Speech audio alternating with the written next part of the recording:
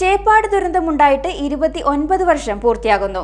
1996 May 14 Kayamkulam Ernakulam തീരദേശ റെയിൽപാതയിൽ Cheppad Evoor level ക്രോസിൽ വിവാഹ സംഘം സഞ്ചരിച്ച ബസ്സിൽ ട്രെയിൻ ഇടിച്ചു കയറി 36 പേർ ദാരുണമായി മരിക്കുന്നത്. കായംകുളം എറണാകുളം തീരദേശ റെയിൽപാതയിലെ ചേപ്പാട് ഏവൂർ ലെവൽ ക്രോസിൽ വിവാഹ സംഘത്തിന്റെ ബസ്സിൽ ട്രെയിൻ തട്ടി 36 പേർ ദാരുണമായി മരണമടഞ്ഞ സംഭവത്തിന് 29 വർഷം പൂർത്തിയാകുന്നു. 1996 മെയ് 14 നാടിനെ നടുക്കുന്ന ദുരന്തമുണ്ടായത്. ഉച്ചയ്ക്ക് 1:15 തീവണ്ടി ദുരന്തം. 41 പേരായിരുന്നു ബസ്സിലുണ്ടായിരുന്നത്. ഇവരിൽ സ്ത്രീകളും പുരുഷന്മാരും അടക്കം 36 പേർ മരണമടയുകയും 5 പേർക്ക് ഗുരുതര പരിക്കേൽക്കുകയും ചെയ്തു. ലെവൽ ക്രോസിൽ നിന്നും കഷ്ടിച്ച് 400 മീറ്റർ മാറിയുള്ള ഏവൂർ വടക്ക് മൂടയിൽത്തറയിൽ സോമന്റെയും കൊട്ടാരക്കര നെടിയവിള സ്വദേശിനി അമ്പിളിയുടെയും വിവാഹത്തിന് പോയി മടങ്ങി വന്നവരായിരുന്നു അപകടത്തിൽപ്പെട്ടത്. ഏവൂർ ലെവൽ ക്രോസിൽ അന്ന് കാവൽക്കാർ ഇല്ലായിരുന്നു.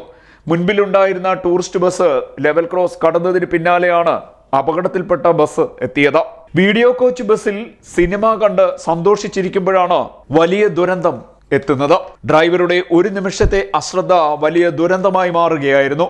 ലെവൽ ക്രോസിനോട് ചേർന്ന് നിന്ന മരച്ചില്ല ഡ്രൈവറുടെ കാഴ്ച മറച്ചെന്നും ബസ് ട്രാക്കിൽ നിന്ന് പോയെന്നും തുടങ്ങി വിവിധ കാരണങ്ങൾ അപകടത്തിന് കാരണമായി പറയുന്നുണ്ട്. കായംകുളത്തു നിന്നും ആലപ്പുഴയ്ക്ക് പോവുകയായിരുന്ന പുഷ്പുൾ ട്രെയിനാണ് ബസ്സിലിടിച്ചത്. ബസ് പൂർണ്ണമായും തകർന്നു. യാത്രക്കാരുടെ ശരീരഭാഗങ്ങൾ 100 മീറ്റർ അകലെ വരെ തെറിച്ചു വീണു. പലരുടെയും മൃതദേഹങ്ങൾ തിരിച്ചറിയാൻ തന്നെ ബുദ്ധിമുട്ടി. നവവരന്റെ മാതാവ് ഗൗരി, സഹോദരങ്ങളായ മധു, രാധാകൃഷ്ണൻ, മുരളി എന്നിവരടക്കമാണ് അപകടത്തിൽ മരിച്ചത്.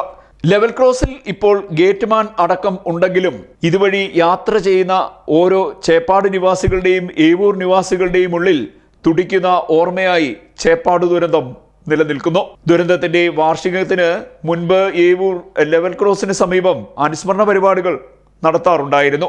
അപകടത്തിനിടയാക്കിയ കായംകുളം എറണാകുളം പുഷ്പുൾ ട്രെയിൻ ഈ ദിവസം ലെവൽ ക്രോസിൽ ഏതാനും മിനിറ്റുകൾ നിർത്തിയിടുന്ന പതിവുമുണ്ടായിരുന്നു. എന്നാൽ അടുത്ത കാലത്തായി അനുസ്മരണ ചടങ്ങുകൾ നടക്കുന്നില്ല. CDNet news, Kayamkulam.